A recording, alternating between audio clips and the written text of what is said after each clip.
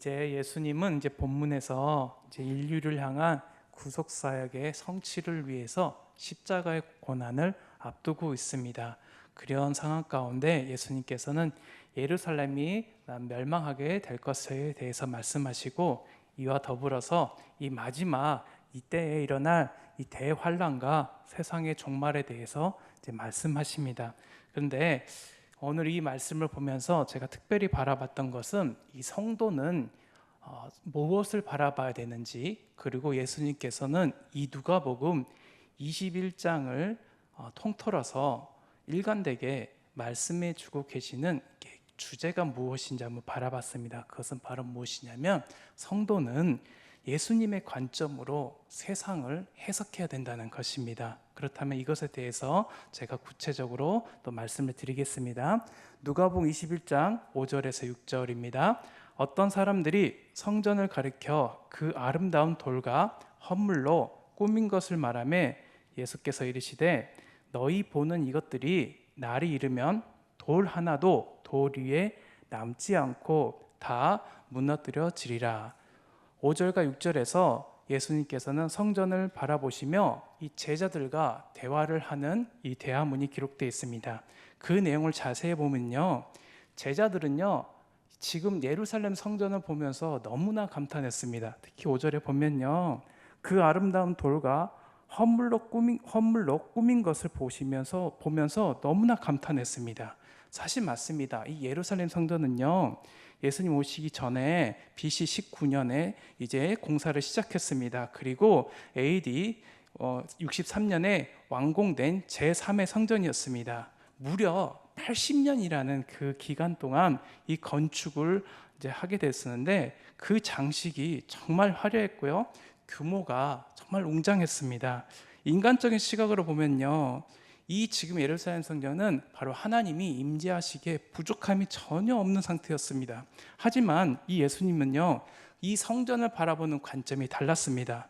주님은요, 그 건물의 겉모습이 아니라 본질을 보셨습니다. 그리고요, 현재 눈에 보이는 이 시각적인 모습이 아니라 미래에 있을 이 최종적인 그 모습을 바라보셨다는 것이었습니다. 그래서 제자들을 비롯한 이 사람들이요, 지금 눈앞에 보이는 예루살렘 성전의 이제 화려한 장식을 보고 감탄할 때, 예수님께서는 오히려 그 속에서 이 강도의 구렬이 되는 것을 보시면서 정말로 분노하셨습니다. 그리고 이 웅장한 규모를 보면서 이것이 영원하리라고 생각했던 사람들의 기대와 달리 이 예수님은 다가오는 하나님의 심판을 받아 결국 완전히 파괴될 이 예루살렘 성전을 보시면서 탄식하셨다는 것입니다. 우리는요, 정말 이 제자들의 모습과 같이 눈앞에 보이는 그 세상의 화려함을 바라봅니다. 하지만 예수님께서는 이 장차 임할 이 마지막 때에 그 심판을 보고 두려워하고 깨어서 기도할 것을 단 우리에게 지금도 당부하고 계시다는 것입니다. 누가복음 21장을 자세히 보면요, 이러한 관점들이 계속해서 나옵니다. 즉 예수님의 관점과 세상 사람들의 관점과 행동이 다르다는 것입니다. 1절을 보면요, 예수님은 부자들의 헌금을 통해서 이 부자들의 외식적인 모습을 보셨습니다. 하지만 이 가난한 과부의 헌금을 통해서 진정한 이 신앙인의 경건과 헌신을 보셨습니다. 그리고 아름답고 웅장한 이 예루살렘 성전을 통해서 유대인들의 이 외식적인 신앙을 보셨습니다. 그러나 무리들과 제자들은요, 이 성전을 통해서 그 외형적인 그 아름다움만 봤다는 것에 문제가 있습니다. 예수님은 이 세상 사람들이 보는 아름답고 웅장한 그 성전이 하나님의 심판으로 파괴될 것을 말씀하시면서 유대인들의 이와 같이 외형적인 그 신앙, 그리고 외식적인 모습이 결국 하나님의 심판 앞에서 그 마지막을 맞이할 것이라고 분명히 말씀하고 계십니다. 그리고 무엇보다요, 예수님께서는 지금 예루살렘 성전의 그 마지막을 말씀하신 것뿐만 아니라 이제 마지막 때에 대해서 말씀하시는데요, 그리고 그 말씀하실 때 사람들은요, 때 그리고 그 시기에 대해서 분명히 알고 싶었습니다. 그런데 예수님의 관심은요, 그것이 아니었습니다. 오히려 정말 이 시기가 문제가 아니라 언제가 문제가 아니라 그 마지막 때에 있을 징조가 무엇인지, 그리고 예수님이 승천하신 후에 이 재림하시기까지 이 세상에 남아있는 정말 주님을 믿는 우리 기독교인 예수님의 제자들이 어떠한 삶을 살면서 다시 오실 주님을 맞이하는 것이 바람직한 자세인지에 대해서 말씀하고 계십니다. 그렇다면 이 마지막 때에 어떠한 자들이 있냐면 바로 세상의 흐름을 따르는 사람들이 있습니다. 그 사람들은요, 정말 이 마지막 때에 하나님의 그런 심판을 받게 될 것이라고 말씀하고 계시는데, 그렇다면 이 주님의 말씀을 따르는 자와 세상을 바라보는 자의 그 마지막이, 이 역사를 보면요, 이 예루살렘의 파괴가 될 때 이미 한번 증명된 사건이 있습니다. 누가복음 21장 21절에요. 그때 유대에 있는 자들은 산으로 도망갈 것이며 성내에 있는 자들은 나갈 것이며 촌에 있는 자들은 그리로 들어가지 말지어다. 예수님께서는요, 예루살렘 성이 로마 군대에 의해서 에워싸게 될 것이라고 말씀하셨습니다. 그런데 성 안으로 들어가거나 그 가운데 머물지 말라고 했습니다. 만일 여러분이 우리가 살고 있는 그 지역이, 도시가 외부의 적으로부터 둘러싸이게 된다면 여러분은 어떤 선택을 하시겠습니까? 안전한 곳으로, 이 방공호나 정말 내 몸이나 내 가족을 지켜줄 곳으로 피신해서 들어갈 것입니다. 그런데 예수님께서는 뭐라고 하시냐면요, 산으로 도망가라 라고 말씀하십니다. 아니, 지금 적군이 쳐들어오고 있는 그 상황 가운데 예루살렘만큼 견고한 이 성 안에 있는 것이 더 이 재앙을 피할 수 있는 방법인데 오히려 산으로 가라고 했습니다. 그런데요, 이러한 주님의 권고는요, 이후에 예루살렘이 멸망할 때 분명하게 입증됐습니다. 기록에 의하면요, 로마 군대가 예루살렘 성을 포위할 당시에 유대의 열심 당원들은요, 정말 이 예루살렘이야말로 하나님이 택하신 도성이고 하나님의 성전이 있기 때문에 안전하게 보존된다고 주장했습니다. 그리고 실제로요, 예루살렘 성은요, 산 위에 건설되었습니다. 그래서 적군이 공격하기 어려운 그런 요새이기도 했습니다. 그리고 로마 군대는 이 성을 함락하기 위해서 5년간을 소비했습니다. 그런데 결국 이 성은 끝내 함락됐습니다. 그리고 함락된 것으로 끝나지 아니었습니다. 그리고 성 안에 있던 유대인들은요, 대부분 로마의 군인에 의해서 학살을 당했습니다. 하지만 예수님의 권고를 따라서 이 데가볼리 지방에 있었던 천연 요새로 피신했던 그리스도인들은 모두가 생명을 건졌습니다. 이것은 아무리 세상 사람이 보기에 지혜로워 보여도 또한 예수님의 그 말씀을 따르는 그 어리석음이 결국 자신의 생명을 구원하는 것을 입증하는 사례라고 볼 수 있습니다. 따라서 우리는 이 마지막 때에 진리 대신 이 생명의 말씀을 전하시는 예수님의 말씀과 반대되는 이 거짓 선지자들의 그 미혹을 물리치도록 조심해야 된다는 것을 다시 한번 말씀하고 계십니다. 누가복음 21장 8절에 이르시되 미혹을 받지 않도록 주의하라. 많은 사람이 내 이름으로 와서 이르되 내가 그라하며 때가 가까이 왔다 하겠으나 그를 따르지 말라라고 말씀하고 계십니다. 정말 이 마지막 때에 무리들은요, 궁금함이 폭발합니다. 그것은 바로 무엇이냐면 이 마지막 때를 자신들이 잘 준비하고 싶은데 그 지나친 관심 때문에 오히려 헛된 준비를 하게 되고 거짓 그리스도의 그 미혹하는 말에 넘어가게 된다는 것입니다. 그런데요, 정말 예수님께서는요, 이 세상의 마지막 때에 무엇보다도 강조하는 것이 있습니다. 그것은 바로 무엇이냐면 오늘이라는 현실을 분명히 말씀하고 계십니다.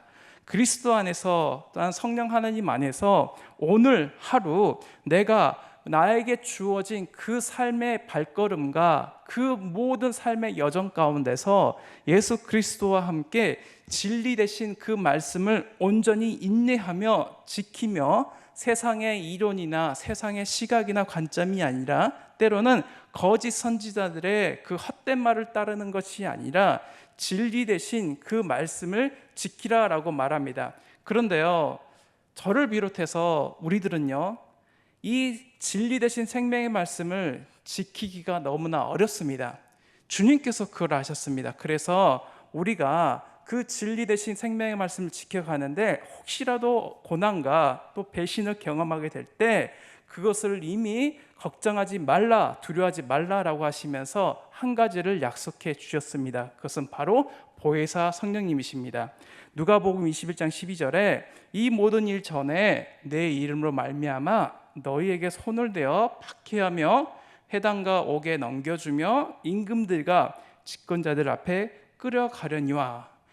주님을 믿는 자들, 즉 성도들은요, 마지막 때에 이 박해를 받을 것이라고 분명히 말씀하시는데, 우리가 믿음을 지키기 때문에 받는 핍박은 우리 정말 법정 앞에 서는 고난이 있고요, 두 번째로는 자신의 가장 친한 사람들로부터 배신을 경험하게 될 것이라고 말씀하고 계십니다.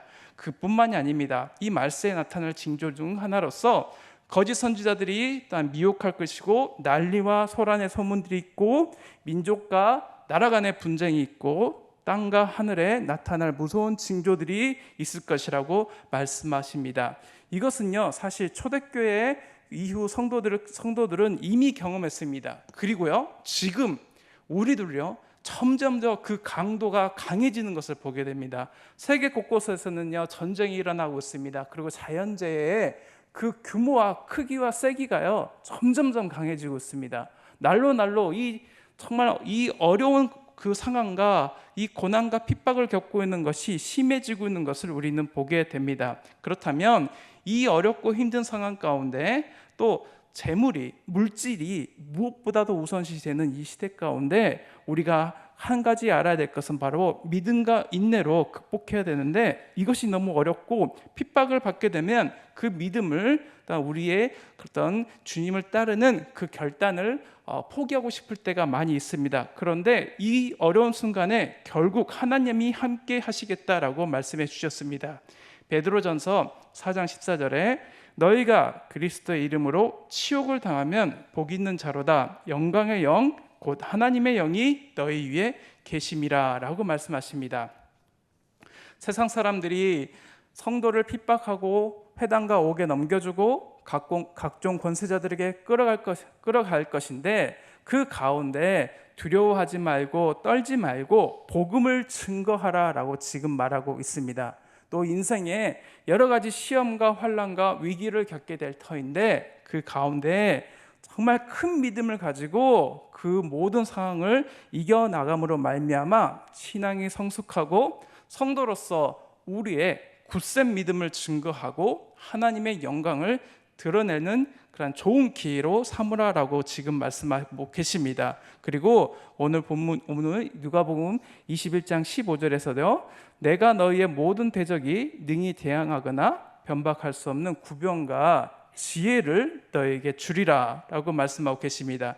그리고 누가복음 12장 12절에요, 마땅히 할 말을 성령이 곧 그때에 너에게 가르치시라 하시니라.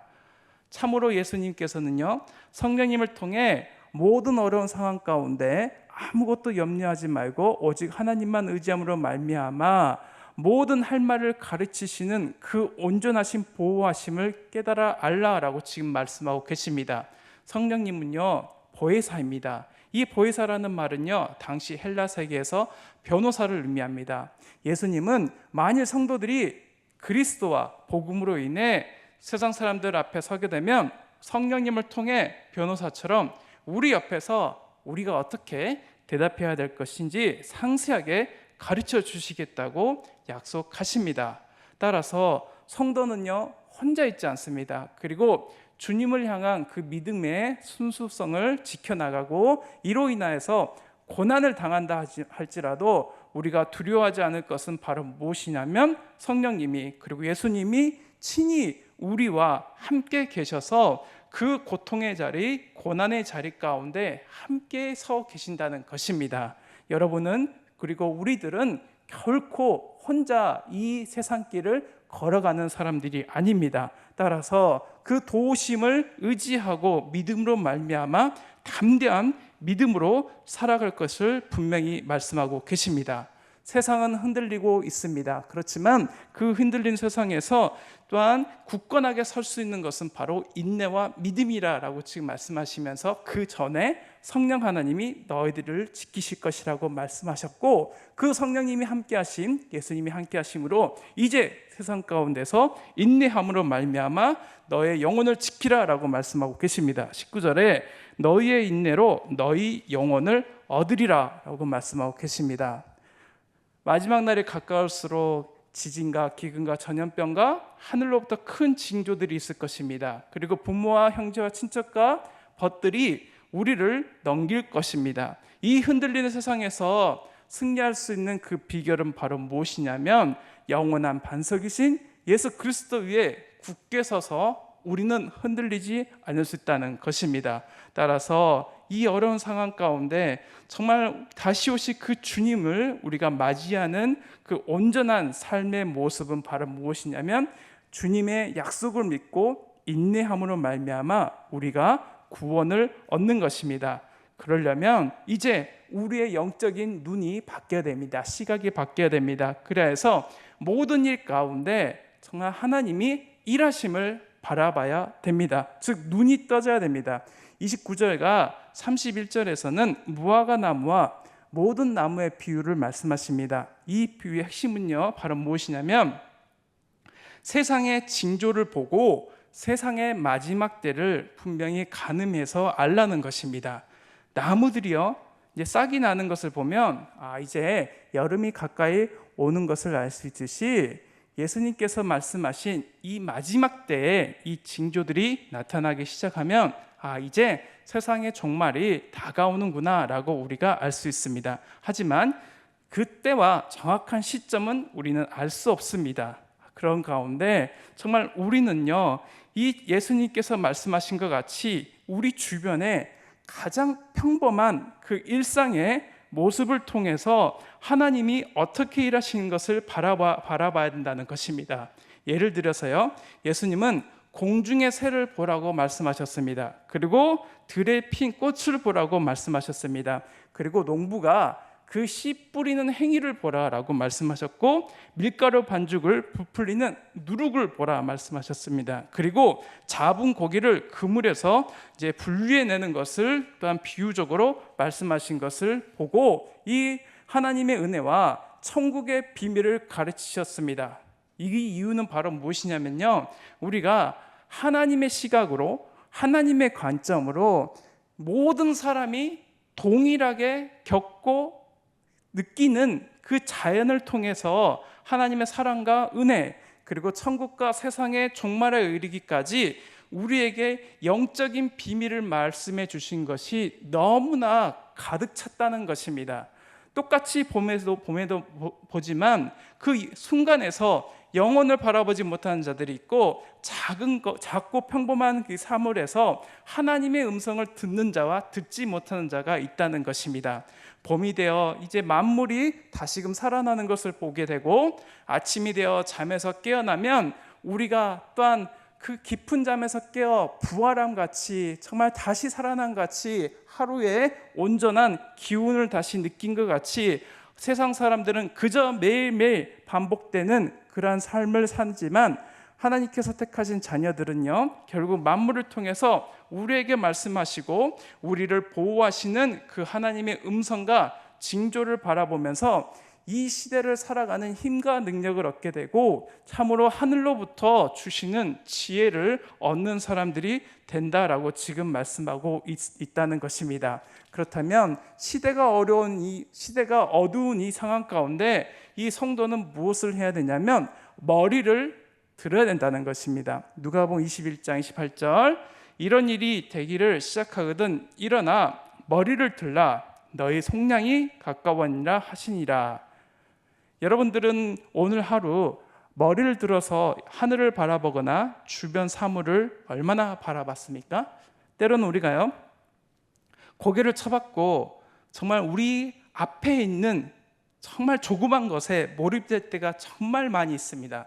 그렇지만 이 마지막 때가 될 때일수록 주님이 말씀하시는 것은 바로 무엇이냐면 머리를 들라라고 말씀하고 계십니다. 특별히 이 말씀을 듣는 이 제자들에게 또한 고난당하는 이 초대교회 성도들에게 예수님이 말씀하고 싶었던 것은 바로 무엇이냐면, 어려움과 환난 가운데 다시 오실 그 주님, 우리를 맞이하시고 또한 상 주실 그 예수님을 바라봄으로 말미암아 지금 우리에게 있는 믿음의 경주들을 끝까지 또한 달려가라고 지금 말씀하고 계십니다. 그리고 세상의 관점을 내려놓고 새롭게 펼쳐질 이 새 하늘과 새 땅을 기대하고 소망하면서 정말 하늘을 향하여서 고개를 들라는 것입니다. 세상을 바라볼 때요, 우리는 수만 번 크게 쉴 수 없는 그 어려운 상황 가운데 있을 때도 있습니다. 그리고요, 내가 가지고 있는 것이 너무 초라해 보일 때가 있습니다. 때로는 병이 들고, 때로는 재물이 없고, 때로는 내가 계획하고 추진해가는 그 모든 일들이 내 뜻대로 되지 않을 때가 있을 때, 우리는 오히려 고개를 쳐박고 당장 눈앞에 있는 작은 것에만 몰입할 때가 있는데, 오히려 일어나 머리를 들라라고 지금 예수님께서 말씀하십니다. 다가올 미래를 우리가 바라볼 때 소망과 용기를 가지고 살아가라는 것입니다.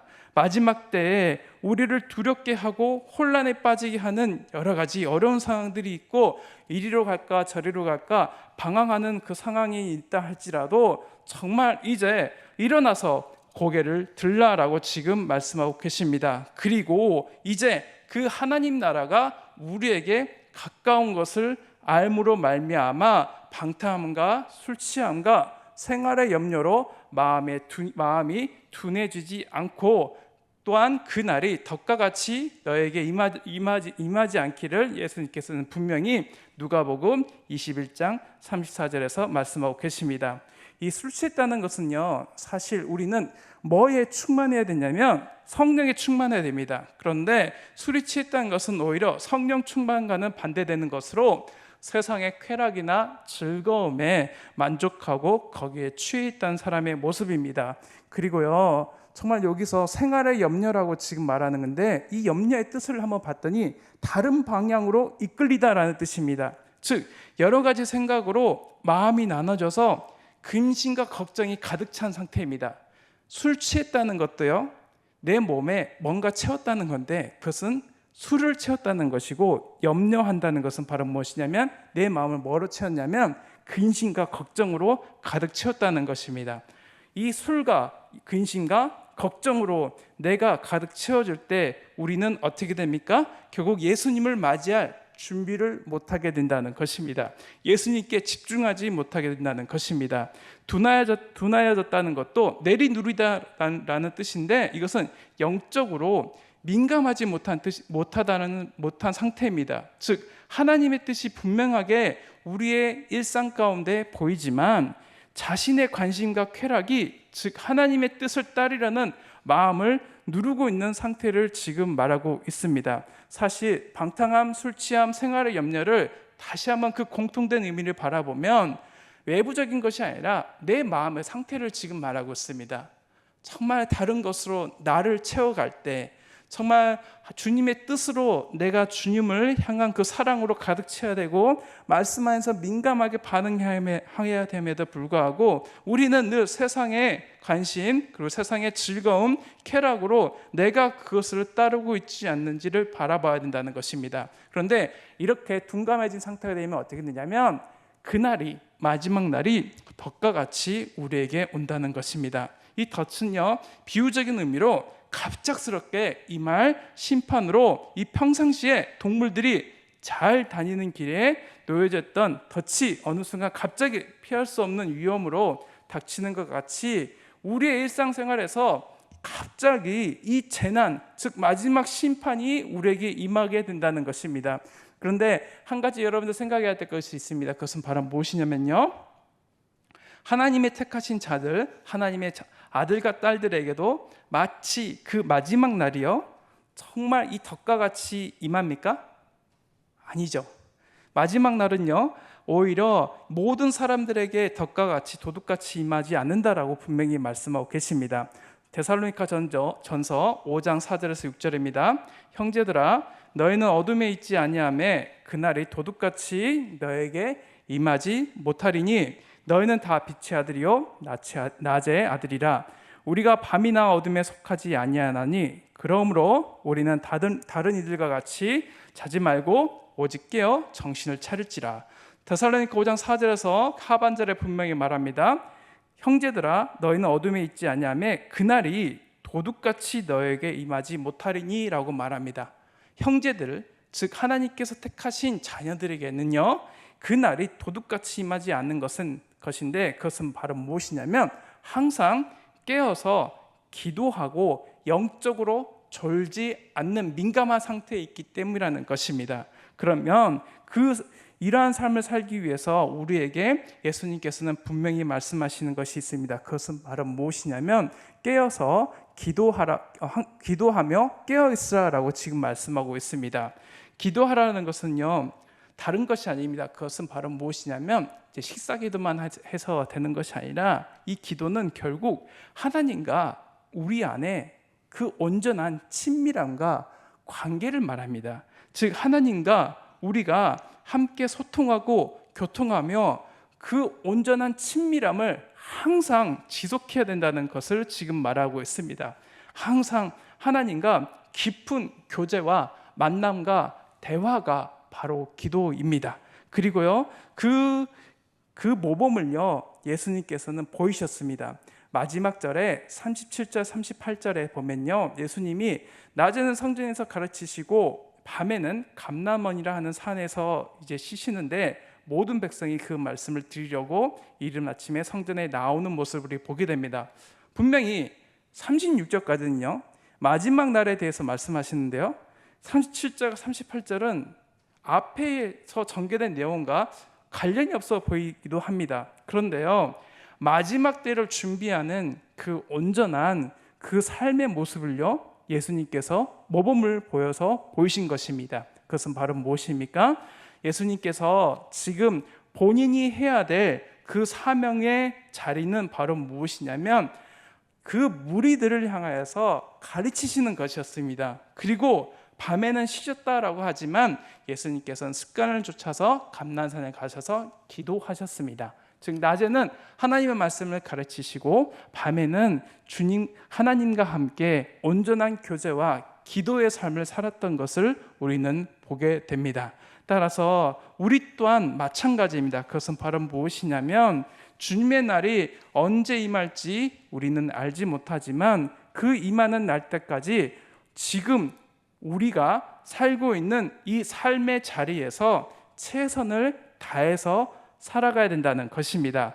그 마지막 시기에 집착하는 것이 아니라 다시 오실 주님을 기다리는 삶의 자세를 살아가야 된다고 지금 말씀하고 계십니다. 그래서 우리가 세상의 종말만을 기대하고 주님의 재림을 잊음으로 말미암아 술 취하고 방탕하게 사는 세상 사람들과 같이 살게 돼서 결국 갑작스럽게 임하는 주님의 재림을 맞아서 덫에 걸린 짐승처럼 버둥거리는 부끄러운 모습을 보이는 것이 아니라 항상 깨어서 기도하며 마치 신랑을 기다렸던 그 신부와 같이 등불을 밝히고 있음으로 말미암아 다시 오실 주님을 기다림으로 말미암아 복된 그 성도들이 되어야 될 것을 주님께서는 분명히 말씀하고 계십니다.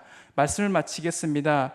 우리 가운데 이 마지막을 살아가고 있는 또 예수님이 다시 오실 그 날을 기다리는 우리 이 어려운 때에 우리는 인내할 뿐만 아니라 세상 쾌락에 취하거나 삶의 염려로 마음이 둔해지지 않도록 경계해야 합니다. 그리고 깨어서 기도하며 무엇보다도 내가 지금 살아가고 있는 이 순간순간이 얼마나 중요한지, 그리고 이 각종 징조에 관심을 가지고 세상의 흐름을 정확히 파악하되 예수님의 관점으로 모든 이 만물과 세상에 일어나는 그 징조와 그 모든 상황을 온전히 파악하고 주님께서 임하실 때 잘했다 칭찬받는 저와 여러분 되시기를 간절히 소망합니다. 아멘. 함께 기도하겠습니다.